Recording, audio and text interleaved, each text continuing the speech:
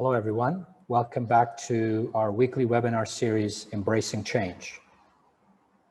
Last week, we had Louis, who was with us discussing how one of the key ingredients to successful mergers and acquisitions is actually well-being. I was quite surprised and not surprised to hear that, as you all can imagine.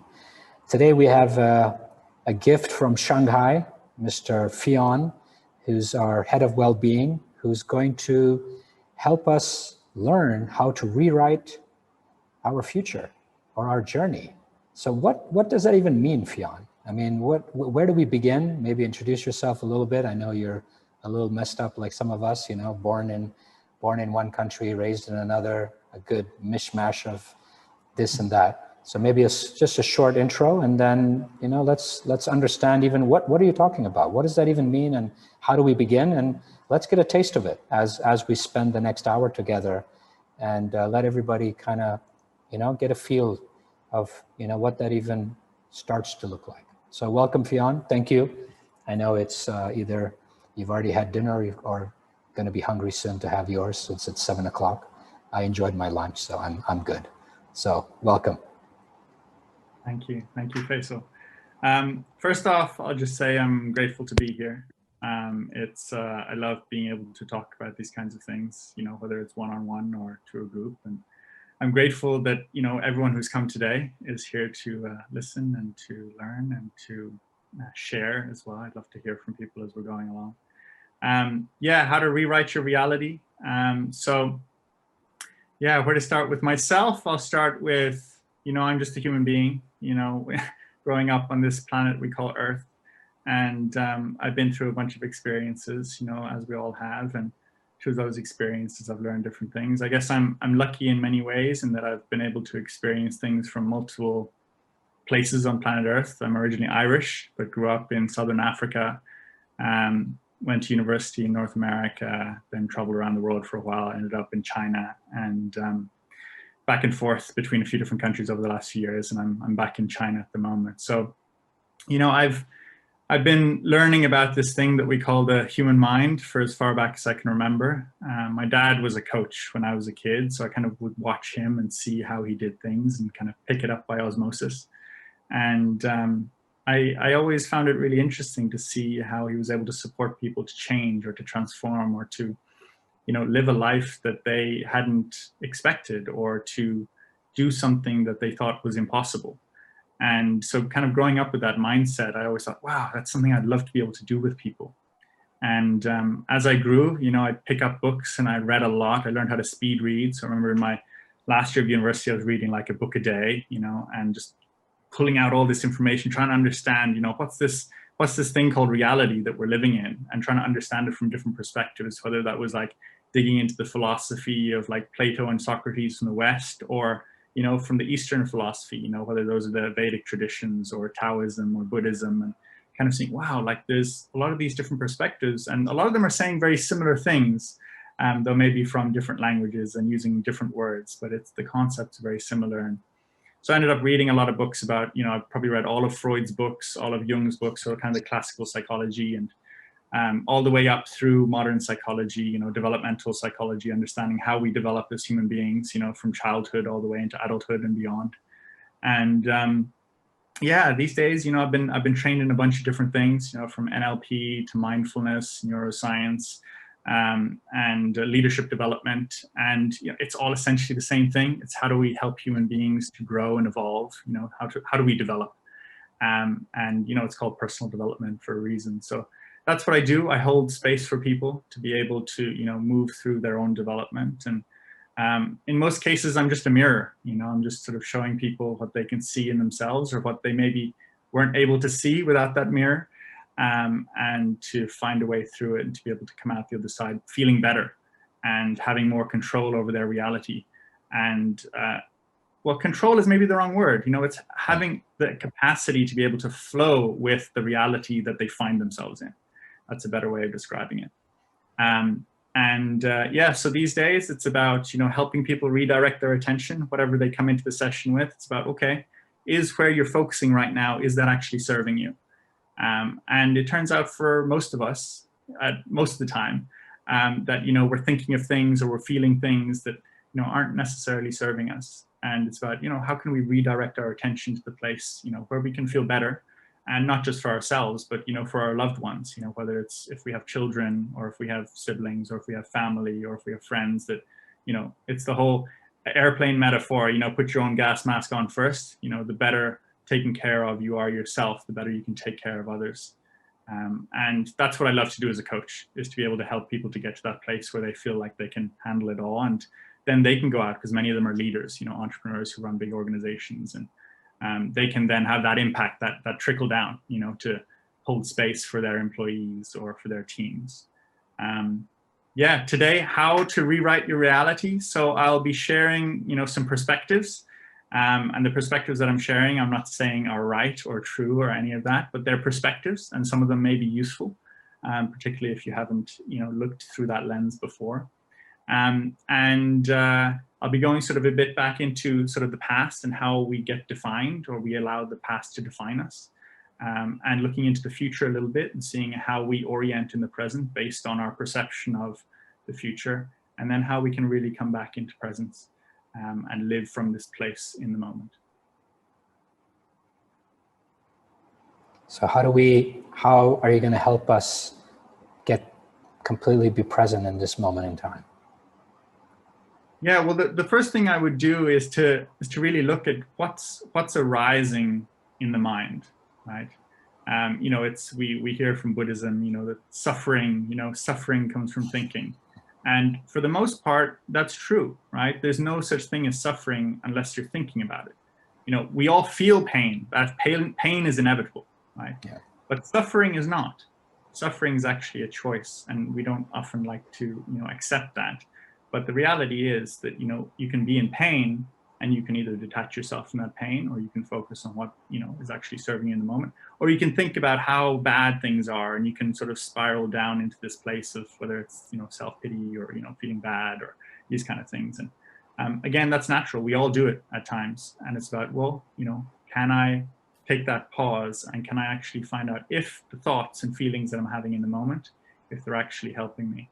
And one of the things that tends to be useful when we talk about this is looking at the story that we've created for ourselves. You know, we hear about this word, the ego, you know, like, but what does the ego mean? And the way that I would define the ego is the story that we tell ourselves about who we think we are. And we have these beliefs in our head, like, I'm this kind of person. And we develop those beliefs throughout a lifetime of experience. You know, partially it's because when we were small, our parents told us, you're that type of kid, right? You're that type of person. And we, you know, there's some parts of that we reject. I'm not like that. And there's some parts of that we're like, yeah, you know, that's me. And, you know, the ego is necessary, right? We can't survive as adults in this world without developing an ego first. You know, beyond that, then we can begin to let go of the ego. The ego never disappears, right? But we can observe it from a distance, and we can objectify it. We can no longer be pulled along by it. And so first step really is getting an understanding of the ego that we have, the story that we think is true about who we are. Where did that come from? And how was that created? And so if you're up for it, Feisal, I could sort of do a short kind of guided meditation to help people be able to understand where some of those stories came from, and then also how they could begin to rewrite them. Now, like, you know, this is a short webinar we're doing today, so I'm not going to say that you're going to rewrite all your stories today, but you can get a bit of an understanding of, you know, how that might be possible, and how do we actually rewrite our story in a way that serves us. Are you open for doing a quick sort of meditation? We can do part 2 another day if this doesn't. We might need part 100 to rewrite, yeah. But let's start with the first step. So go ahead, please. It'll be beautiful. So I'd invite anyone who's listening here to go along with us on this journey. And if you feel more comfortable to leave your eyes open, that's okay. You can do that. It often tends to be easier for people to follow along if they do close their eyes. So I'll invite you to close your eyes, but it's up to you if you want to do that or not. And if we can just allow ourselves to kind of slow down a little bit and just sort of orient into the present moment. And one of the easier ways of doing that is to sort of notice how we're feeling in our body. Just to sort of notice if there's any tension or discomfort. Just being aware of, without judging, is it good or bad, without trying to change anything, just sort of being aware of what our body feels like. That sort of brings us in internally, brings us inside. Now what I'm going to invite is that we allow ourselves to imagine that we could sort of float up outside our body as if we could look down at our body from above. Just sort of observing, seeing, who's sitting there in that chair. What do they look like from the outside? Giving yourself that third person perspective. Sort of seeing the person that you are today. Whether it's the kind of clothes that you're wearing or the facial expression on your face, the way you hold yourself, your posture. Just sort of viewing yourself from the outside. And I'm going to invite you to continue floating upwards, and to float up out the roof of your house or your apartment building or wherever you are at the moment, and up into the sky a little bit and look down.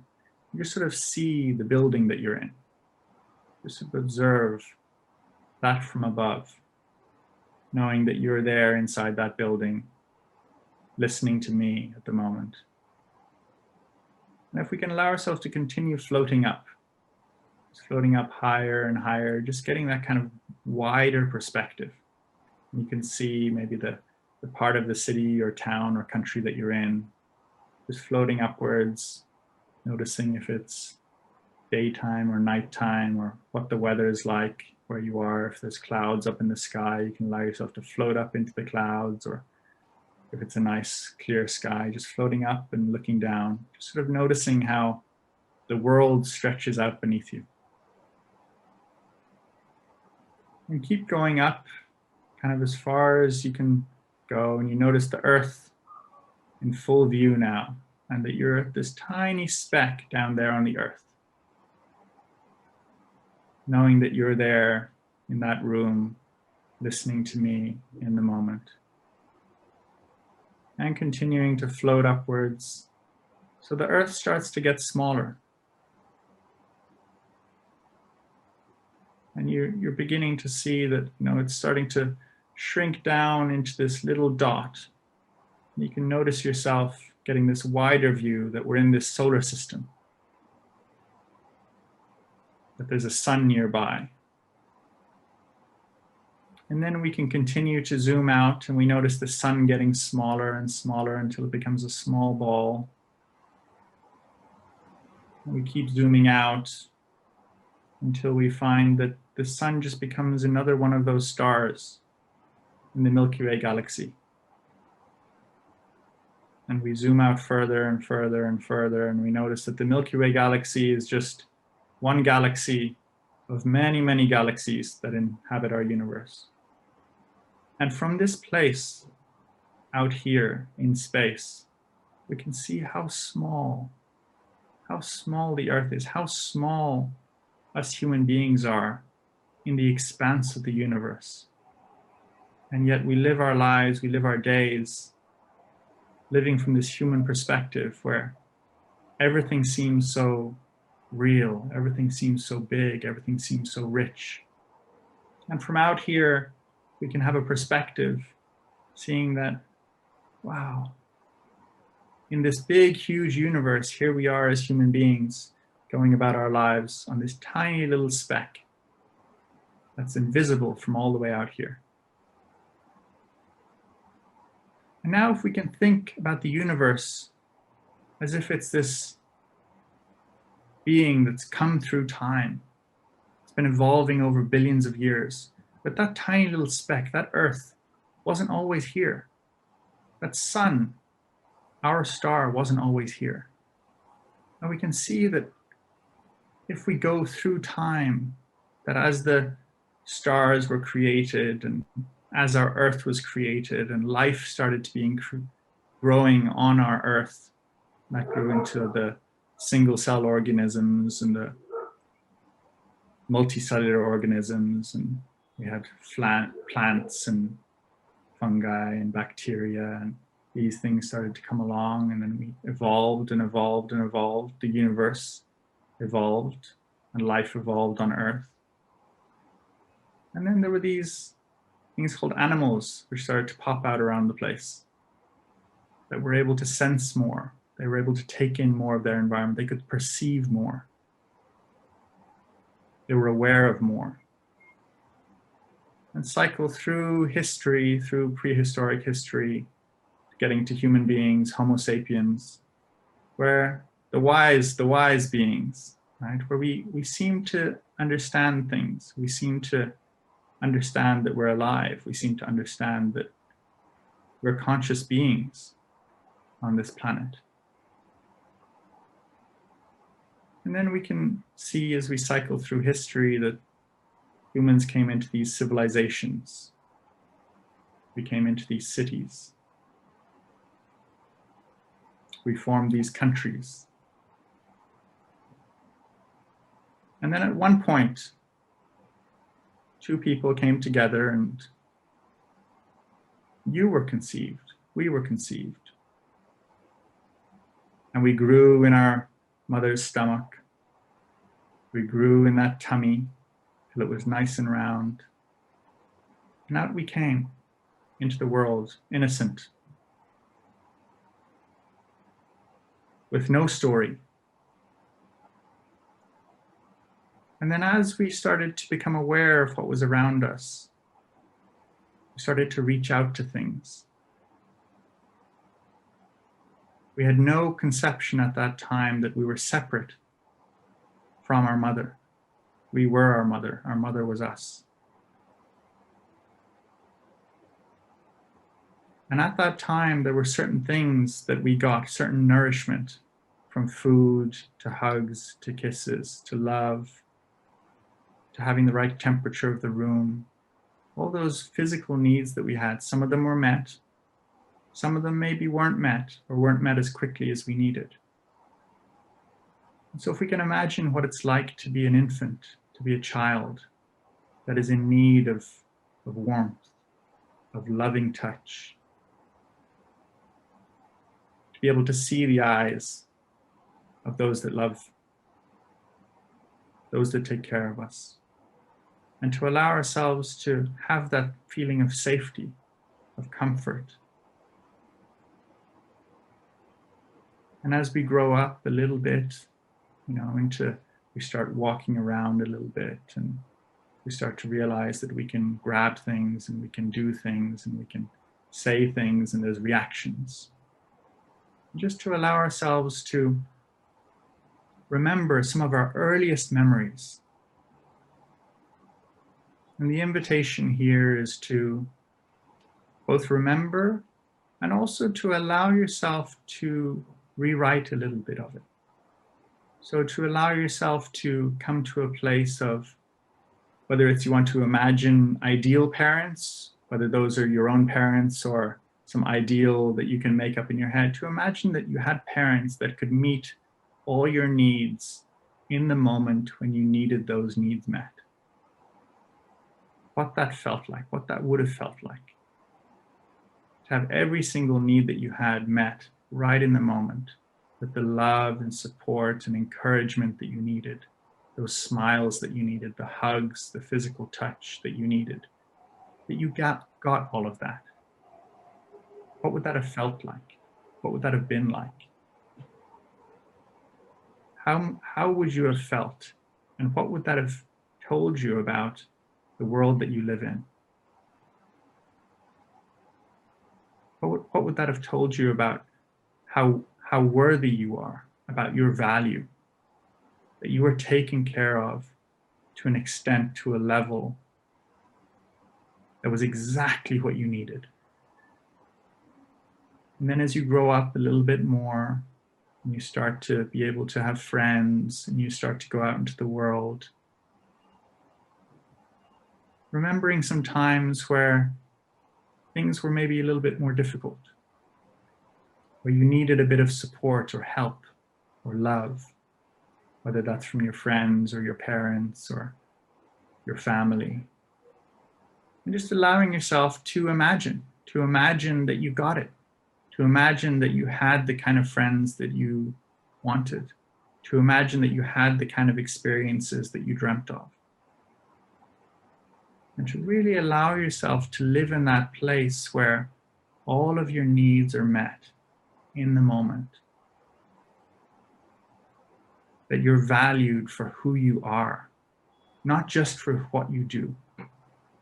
That you have those around you observing with care, with curiosity, with conscious awareness of what exactly it is you need in the moment and providing that to you. And then as you grow up a little bit older, maybe going to school, you have teachers that support and nourish you in the way that you need. That you get to spend time with them, that they mentor you, that they spend time with you individually, that you have friends groups that take care of you, that support you, that care for you, that love you. And as you grow up a little bit more and you move through the school system, you come out into your teenage years and all of the experiences that come with being a teenager, that you find a community, that you have a community, the kind of community that you need in order for you to feel safe, in order for you to feel part of something, in order for you to feel like you have the kind of qualities that other people want to spend time with you, they want to be with you, they want to play with you, they want to experience different experiences with you. And then as you continue to grow older and you come out of school and you go through university and you have all these different experiences where you get to explore the world and you have all the resources that you need to explore the world, what it would feel like to be able to feel like the world is your oyster, where you can go out into the world and you can explore and it's a safe place. It's a place where you'll be taken care of no matter what happens. And as you go then through life out into the world and you do your work, what it would be like to have colleagues, bosses, people around you that support your needs, that help you learn, help you grow, help you develop, that give you the kind of experiences, that have those experiences with you that you've always wanted to have, that help you to get an understanding of who you are and what makes you different, what makes you special, that brings out your unique qualities. And bring yourself closer in time now to the place that you are and thinking over the past recent few years, some challenges that you've faced. And what was the support that you needed during those times? And just imagining what it would have been like to receive that support, how you would have felt in your body, what kind of thoughts you would have had, how that might have changed who you've become today. So allowing yourself to kind of cycle back through that whole life of having had all those ideal experiences, how do you think you might be different today? Would you have different thoughts? Would you feel differently about yourself, about the people around you, about the world? What would be different? And to allow yourself to imagine that that was true. How might your ego be different today? How might your story be different today? Just spending a little bit of time settling into that.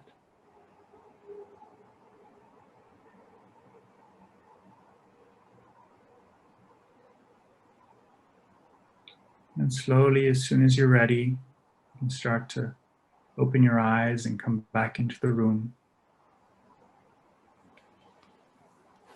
And I'll just share a little bit before I get you to ask another question here, Feisal, of why I do that? Why I share that kind of an experience, why I bring people through that kind of a guided meditation.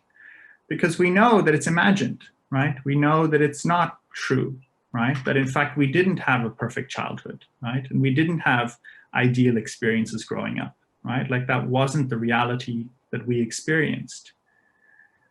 But the amazing thing about the human psyche is that we believe what we experience.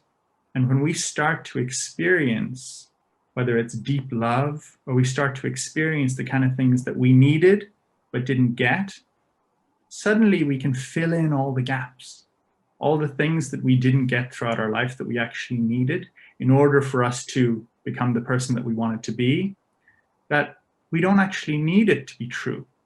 We don't need reality to feed us all those things. All that we actually need is to realize what they are, and then to find ways to be able to provide those to us. And this is one of the things that I often do with clients when they come up against some sort of a wall where they don't have enough something, right? They don't have enough confidence, they don't have enough motivation, they don't have enough energy, they don't have enough willpower, whatever it might be. It's like, well, let's figure out at what point in your life could you have gotten that? Let's go back and fill it in. And then let's come back to the present and let's use it, because it's something that you have access to. So I don't know if that was a useful experience to share here today, but I hope it was at least enjoyable. Towards the end, I almost fell asleep. No, just kidding. It's a good sign. Yes, 50%, right? Being body at a state of sleepness and mind fully alert. No, I think this is one of the things that really a lot of people that we care for are in fear of, that they need to go and relive that experience. They need to go and fix that experience, or they need to go and fix what feels like it's broken. And now you've given a very simple and basic way of filling in those gaps without having to relive that space, but to recreate it instead, right? So it's basically, what we always say, right? We control two things in life: the meaning we give and our response. And you are reframing that experience by filling it in with what we feel were the gaps that were not able to fill our cup and contain us and feel held and feel loved the way we would have liked in that moment in time. Yeah. Is that a correct perspective, or am I? Yeah, that's spot on. One of the things that we tend to avoid is discomfort as human beings, right? We don't like to feel uncomfortable, and a lot of these memories that have imprinted upon us, that are somehow affecting our story in a way that is limiting us, are often things that we don't want to relive, and we don't have to, right? We don't have to go back in and really feel everything that we felt back at that time. All that we really need to figure out is, well, what are we missing? What is it that we need that we don't have? And how do we find a way to get that? And this is one of the things that's also different about the way that I work than maybe what people would consider traditional therapy, in that we don't have to talk so much about it. It's like, you don't have to tell me all the details of what went on. We just need to figure out what is it that you need, and let's give you an experience of having that, so that you realize that you do have access to that. And then anytime that you need it, we just help create a resource or an anchor, so you know how to re-access that.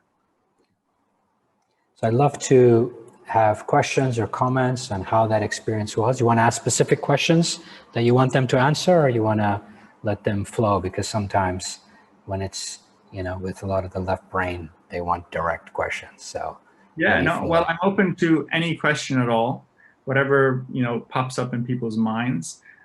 If people have questions or comments or anything like that. But if I were to ask, I'd just love to hear what that experience was like, and if anything came to you of significance as you were going through that. So please use the chat box or the Q&A, whatever works best. It's at the bottom, as you all know. I'm sure you're Zoom PhDs by now, thanks to wonderful COVID, except for people in Shanghai who get to travel, like Mr. Fionn. He's chosen not to, but still can travel because what's COVID, right? Right, Fionn? Ooh, let's let's leave that out of the topics for today. Just kidding. All right, I guess people are being shy, or they've fallen asleep, or they're still trying to wake up, or trying to realize. There we go. I find it hard to engage with a lot of meditation. I actually have ADHD and wonder how this form could help. Thank you for sharing that question. So ADHD is something that I have a lot of experience with, because there are a number of people in my family who also have ADHD. And as much as it can be something that's very challenging in certain contexts, from what I've seen of the many people that I have it really can be a gift too. And this is one of the things that often happens in our, modern psychological system that we have. We have diagnoses, and people tell you, well, you have this thing, as if it's like a problem, or it's something that's wrong, or something like that. And, it can be framed that way, and that can inform our story and how we live our life and all of that. And at the same time, we have examples of people, who have different ways of experiencing reality, whether it's ADHD or dyslexia or even schizophrenia, all sorts of different experiences, that if we can find a way to be able to be healthy in that experience, that it actually can be seen as a way for us to be able to access different experiences that other people don't have access to. And, we know that a lot of, the great entrepreneurs in the world, a lot of them have ADHD or they have dyslexia. And the reason being because they're able to see things that nobody else can see, right? They see opportunities that everyone else is kind of like stuck in the sort of the normal way of seeing things, and they just don't even notice the opportunities. So the first thing that I would say is, how can we see that as a gift, right? As something that, we can use in a way that helps us in our life. And then coming from that point of view, if we're talking about meditation, it's like, how can we create a meditation that works for us? And this is actually something that I, recommend not just for people, who have ADHD or some sort of condition that makes us a little bit different, but for everyone.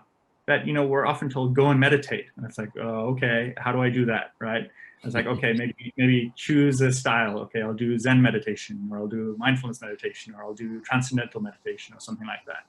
And it's like, well, each individual is unique, right? And we all experience things in a slightly different way. Just the way each of our fingerprints is unique, our brains are all unique too. And so how can we create a form of meditation that suits us personally? And so, for example, one of the ways that we can categorize this is, am I a visual person? Am I an auditory person? Am I a kinesthetic person? Do I lean in one of those directions? Now, we all, most of us can see, and most of us can hear, and most of us can feel. But usually one of those senses tends to draw us in a little bit more. And so maybe if we're more visual, then visualization type meditations tend to work better. If we're more auditory, it might be useful either to have nice sounds, where there's nature sounds in the background, or even a guided meditation, someone that can sort of guide you through it. Or if you're more kinesthetic, what I found with a lot of kinesthetic people is that, often moving meditations work better, whether it's, Tai Chi or yoga, or even it doesn't have to be a moving one, but some sort of body-based one, like a mindfulness-based somatic meditation. So that's the first thing that I would say, is finding something that suits your particular way of perceiving reality. But then also we can get a bit more detailed with that. And we can look at, for example, personality types, right? And we can look at, like, if you're MBTI, are you introverted or are you extroverted, right? If you're introverted, maybe, sitting on the mat by yourself is the best way. If you're extroverted, it might be that maybe being in a room with other people as they're meditating helps you to kind of get into that energy, get into that environment. And same sort of thing, if we're looking at are you abstract minded or are you more concrete minded? And so if you're more concrete minded, focusing on one specific thing and just staying on that, might be really useful for you and an easier way to enter into it. And if you're more abstract, it could be, let me go into my mind and let me sort of, allow myself to kind of imagine what it would be like to be in these different states of awareness. So specifically with ADHD, I would say, what is it like for you to be in flow? What is it like for you to be engaged? What are the states that you really enjoy? And then I would say, let's see if we can distill that down and enter into that state on purpose, right? So if we're having a session or something, I'd be asking you, tell me of a time where you were just like at peace, right? Or where you felt really good. And it might have been, when you were doing a marathon, right? And, okay, great. What was it like for you to be running, at that time? What sort of state of mind were you in? Now let's reaccess that. And let's set that up as your meditation routine. It doesn't mean you have to run a marathon every time, but let's get you into that way of being in the world, and let's practice that. And so, this whole thing of, meditation, having to be like sitting like a Buddha in lotus position, like, you can do it that way. If you like that, I encourage it. If that's not easy for you or you don't enjoy that, then I would say do something totally different. So that would be my recommendation. I hope that's useful. And thank you for the question. Here, let me see. I have... So let's go. This will lead to the next part. Thank you, as it brought a snapshot awareness to key moments of life that we're defining from a distance, and yet begs the question of the how of the redefinition. Choice is key, but the reframe of the actual events is more challenging. So I guess taking up from what I shared in terms of reframing. Yeah. So this is the thing about experience, right? We have an experience, and we tend to think, as human beings, the way we make meaning of our reality is that we tend to think that our experience, or the way that we interpret it, is truth, right? And we also learned from Einstein that things are relative, different perspectives see things in different ways, and those are both true. And so one of the easier ways to enter into this is to see what are the different ways of interpreting a certain situation, right? What to one person might seem like the most horrendous, terrible experience of their life, to another person might seem like a gift that helped them transform and to see something in a totally different light. And the story that we tell ourselves about that situation changes how we actually experience that situation.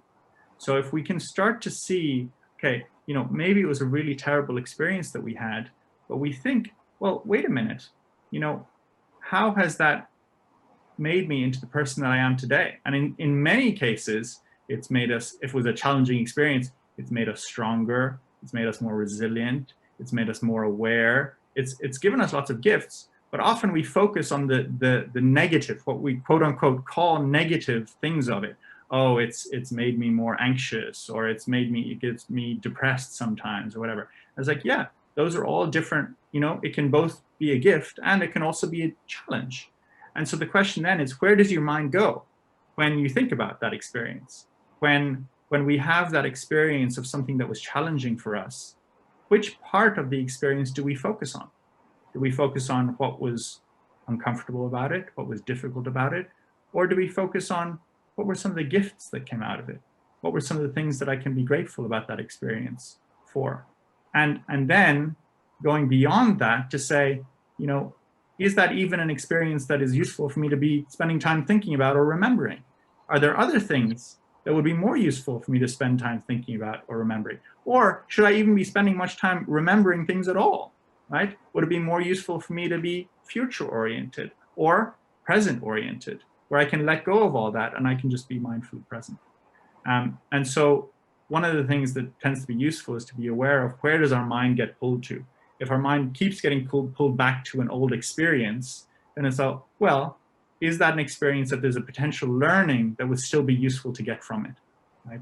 And often that's the case. If we look at our mind and the thoughts that are coming up as gifts, that is trying to tell us something, the same sort of way that if we have a backache or a neck ache, often we can see that as a challenging thing, like, oh, why am I in pain? It's like, well, your body's probably trying to tell you something, right? I wonder what it's trying to tell you. Is it telling you you're working too hard and you need to chill out a little bit?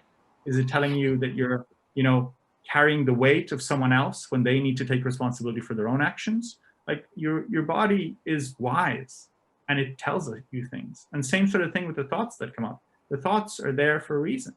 So how can we take the gifts, the wisdom that those thoughts are trying to bring, and to be able to integrate that back into our lives? Amazing. Thank you. Thank you, Fionn. I hope that was helpful to whoever asked. For me, definitely that was, it's incredible to see that if we start to listen to all the five senses and look at what the messaging is or what the information is, how differently we would make different choices, right? And unfortunately, most of us, or many of us, especially me, are not listening in that multidimensional perspective, right? We're focused on either one or two dimensions. So how can we learn to do that? Is that something that you feel will be relevant to share, is how to start feeling and noticing in a more multidimensional perspective of what's occurring? Yeah, well, the thing about multidimensional or multi-perspectival is that from my experience, what I've seen with people is that it's always useful to be able to access more perspectives, right? That if we can see things from multiple dimensions, then we have choice, right? And when we have choice, then we can choose, do we want to see it like this or do we want to see it like that? The problem is when we're in a situation or a context and we can only see something in one way. Yeah. And if we're like that, then we're stuck, right? Then we think that that is the truth and that is the way that things are. And as long as we stay with that, then we're limiting ourselves, because having more perspectives gives us more choice, and more choice means that we can, live in different ways and experience things in different ways. So I don't know, would it be useful to kind of go through an experience of like how to do that or how to move into that space? Yeah, why not? Why not? I think that would be beautiful. Yeah, okay, perfect. So we went into the past earlier. We kind of went out and we looked out into space, and then we sort of looked at human evolution and how we've come into being and how we've sort of moved through our past and how we could potentially rewrite, the meaning that we make of all of that, and, what we think is actually true, and, what we decide to focus on or not.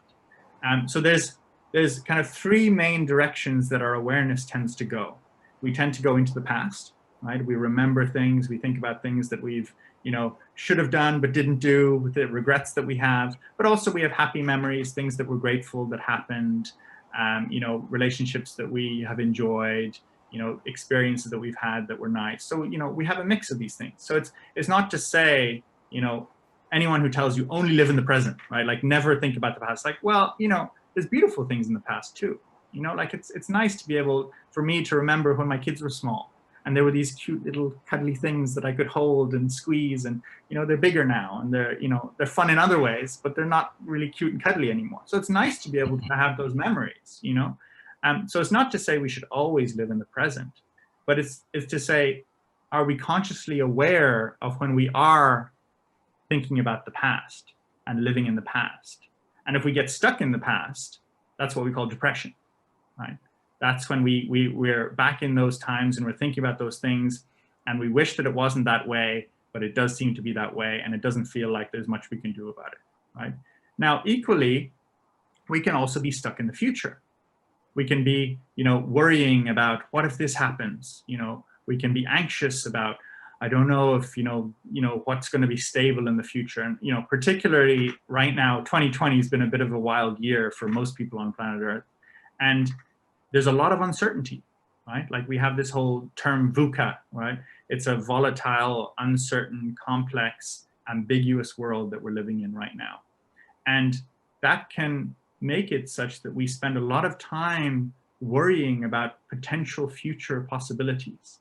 And to say, oh, don't think about the future, it's like, well, for those of us that run businesses, to not think about the future is, a bit silly, because you need to plan. You need to come up with, whether it's your strategic plan or, people's salaries got to get paid. So you got to make sure that everything's planned out, what's coming, and there's reserves in place. And that's all really valuable. It's all really useful. So it's not to say, don't think about the future at all, right?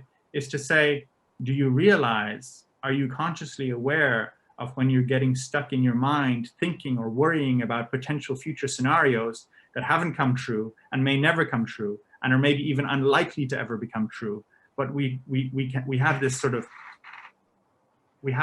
habit often, and this is one of the things of growing up in modern society, is that we tend to be quite future oriented. We tend to be, at least in Western society, this is actually less true in China. They tend to be more, looking back.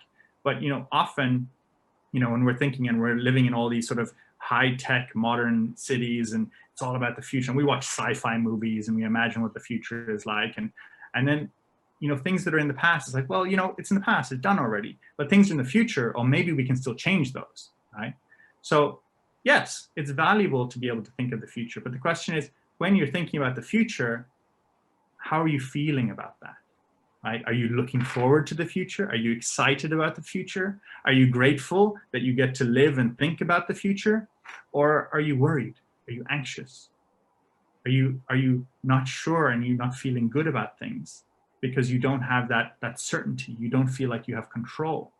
And if that's the case, then not to say it's right or wrong, again, no judgment, but is it useful, right? Is it helping you, right? Is it making it such that you're able to actually focus on the things that you want to focus on? And so, there's no ideal sort of ratio of spend this amount of time thinking about the past and this amount of time thinking about the future, right? We decide in the moment. But what I've found is that if we can sort of spend a bit of time thinking about the past, the things that feel good, but anytime that we start thinking about something that, doesn't feel good, it's like, well, why do that, right? Let's maybe get back into the present again, right? And same sort of thing with the future. Let's plan out the future, right? Let's come up with the long strategic plan. Let's come up with a vision for where we want to go, for what we want to create. Beautiful, that's all exciting. But if we start worrying about the future, start getting anxious about the future, that's a time to pause. Say, wait a second, let me come back into the present, right?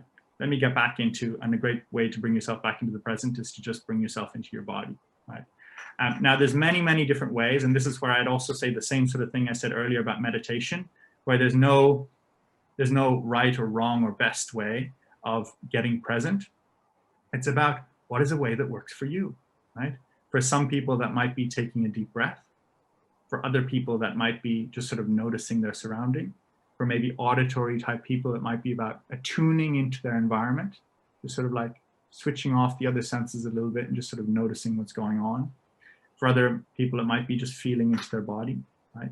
For other people, it might be just observing their thoughts. Oh, I'm having that thought. Oh, I'm feeling like this. Oh, that's interesting, right? And so I'll bring you through sort of a quick sort of presencing exercise where I'll bring in a bunch of those different ones where you get to experience a little bit of each of them. And then I'd like you to, as I'm doing that, just notice which of those different ones seem to be either easier for you or they tend to resonate more deeply with you, right? So either easier, it's like I say it and you're like already there, right? Or when you're there, you're kind of like, this is somewhere that I can stay, right? I know what this is like. So I'll kind of cycle through a bunch of different ways of getting present. And I want you to just sort of be consciously aware of, what each of them feels like so that you can remember that next time when you're thinking about how can I get present, and you don't have to use all of those, just use one, just choose one. So is that cool, Feisal? Can I do that? Yeah, we've got 12 minutes just to be mindful. So yeah, short and sweet, but I know you'll. I'll keep it short, and then we can have, if there's any questions at the end as well. All right, sounds good. Okay, perfect. So the first thing I'll do is to just sort of get us to orient into the present moment by feeling into our body, right? Now there's, we can do this in any way. It could be just sort of noticing gravity pulling us down, wherever we're sitting, noticing the heaviness of being a human being and being pulled down into the earth, right? Okay, gravity, that's a force that I can feel with my body, right?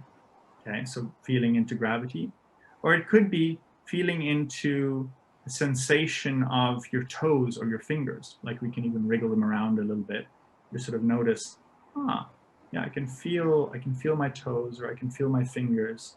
And there's, there's sensation, there's different parts, there's the top of the finger or the bottom of the finger or the bottom of the toe that's touching the shoe or touching the ground, just sort of noticing the different sensations, right? Or we can feel into what it feels like inside the body, right? Like, what does it feel like inside our chest, right? Can you feel into your heart beating in your chest? It's often, it's quite subtle, it's quite faint, right? Can you actually feel into like the pulse of the heart beating out your chest, right? Just noticing what that feels like. Or we could do a quick body scan. We could go from the head and just sort of scan slowly through the body. Okay, I can feel my head, I can feel my shoulders, I can feel my chest, my arms, my hands, I can feel my legs, my stomach, my feet, just sort of being aware of all the different parts of our body. Or we could bring awareness into the present by noticing our breath. Right? Okay, and breathing, you don't have to change your breath, you don't have to do deep breaths or anything like that, right? Just noticing the air coming in, how long it takes for it to come in, when do you stop pulling it in, how long do you hold it for, and then how does it come out? And you might notice that it's a different temperature when it comes in and when it goes out. Often it's a little bit cooler when it comes in, and when it goes out, it's a little bit warmer. And you could even notice which parts of your body are engaged in breathing. Right? You might notice, do you breathe in through your nose or through your mouth? Does it touch the back of your throat? Does it go down into your chest? Can you feel your lungs expanding a little bit? Can you feel them then contracting and the air coming out? So just bringing yourself into those physical sensations. Or we could just focus on what it's like to be present using a different sense. So instead of our feeling sense, or our kinesthetic or our somatic sense, we could focus on what we can hear. So I'll kind of slow down and I'll allow you to notice the sound in your environment right now. If you're in a city, there might be traffic outside. Or if you're in the countryside, there might be a bird chirping or something like that. Or there might just be a faint ringing sound, a faint background sound in your room that your ears can pick up. And you can also just hear the sound of my voice. And you can notice that sometimes it's a little bit louder, and that sometimes it's a little bit softer. Sort of a tuning in, using your ears to bring yourself into presence, to bring yourself into the moment.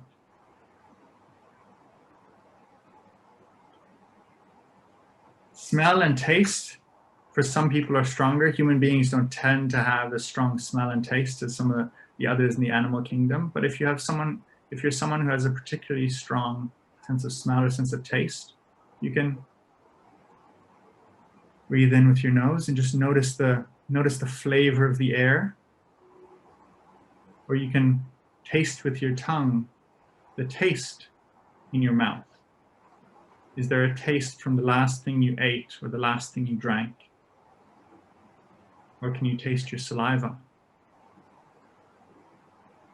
Can you notice the different parts of your tongue? And the different tastes on the different parts of your tongue?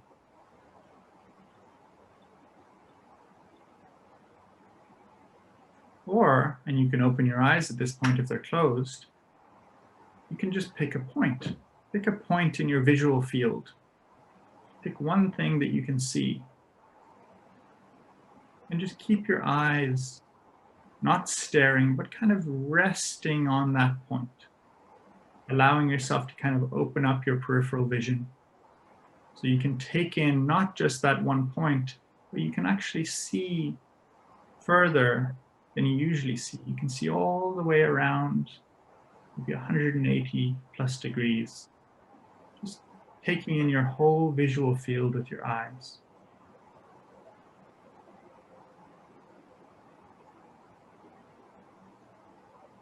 And from this place, where we can see, or we can hear, or we can feel, we can choose where we want to go. Do we want to think about do we want to vision our future? Do we want to think about what we were grateful for in our past? Or do we want to just enjoy the present moment?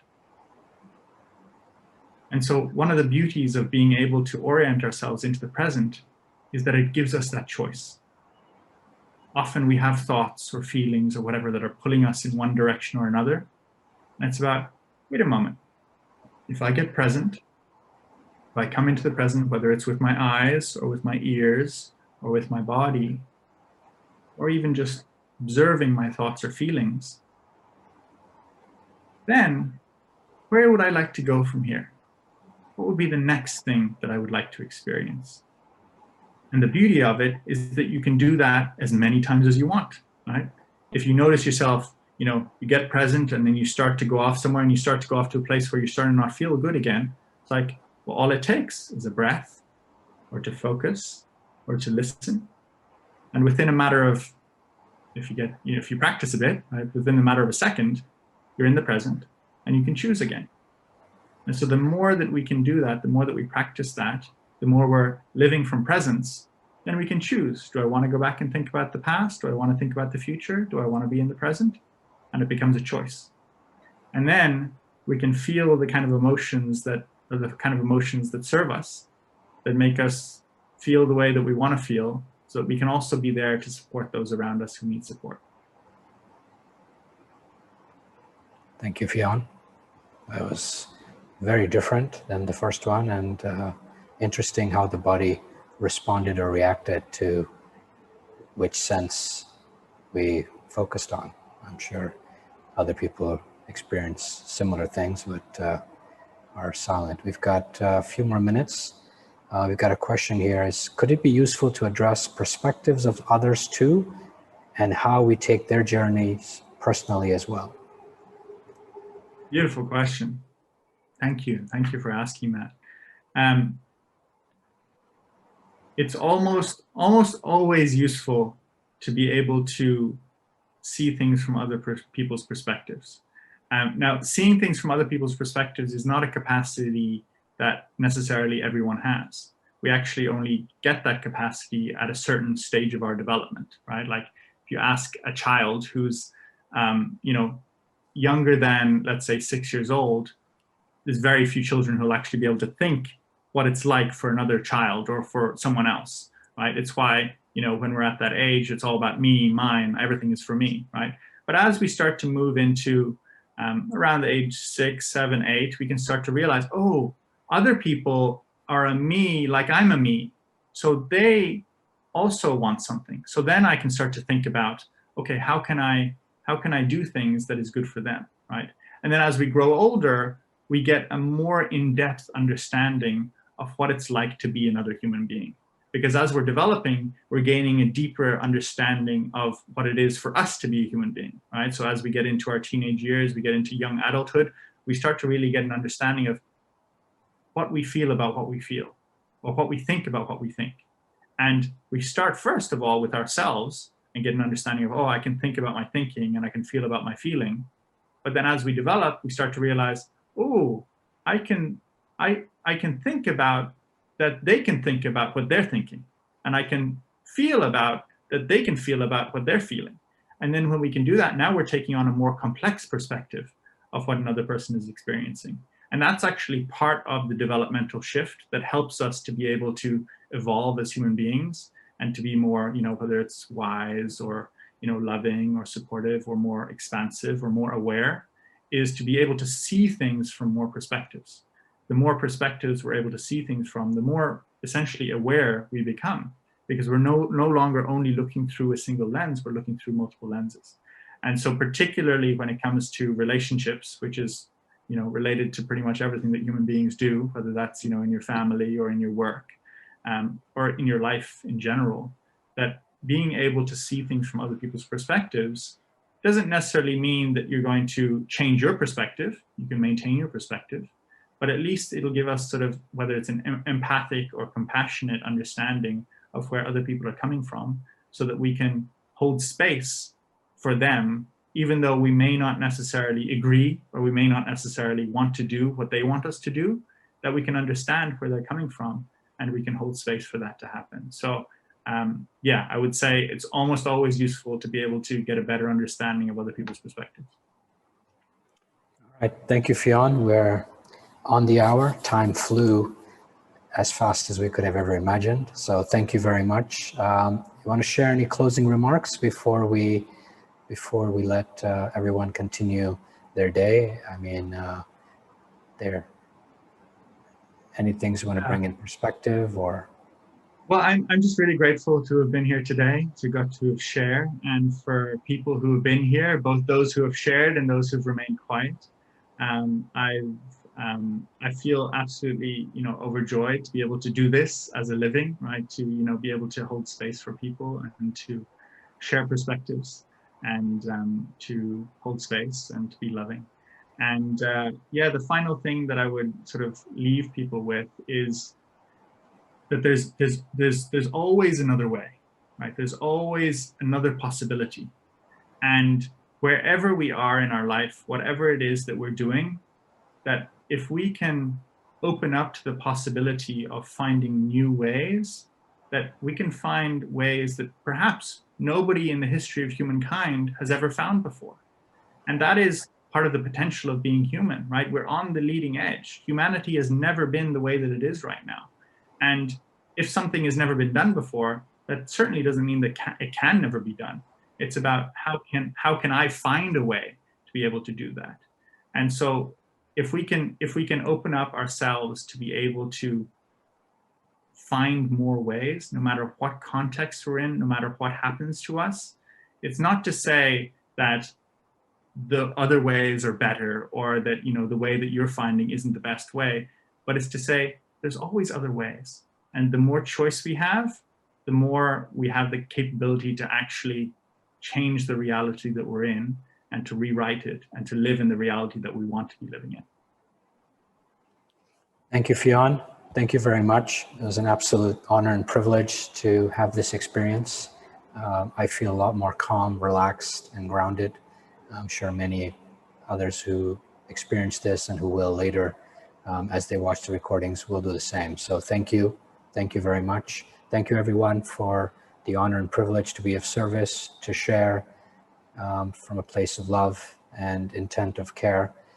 Next week, we're going to take the conversation with Jessica, who's going to talk about late-stage adolescence and how to support our 18 to 24-year-olds as they experiment, how to create boundaries, and you know, how to take it easy with helicopter parenting, or whatever wonderful words there are that to describe that space. So thank you very much, everyone. Truly, as always, thank you. Lots of love, and see you next Wednesday at the same time. Thank you, Fionn. Thank you. Thank you. Bye, everyone. Thank you, everyone. Goodbye.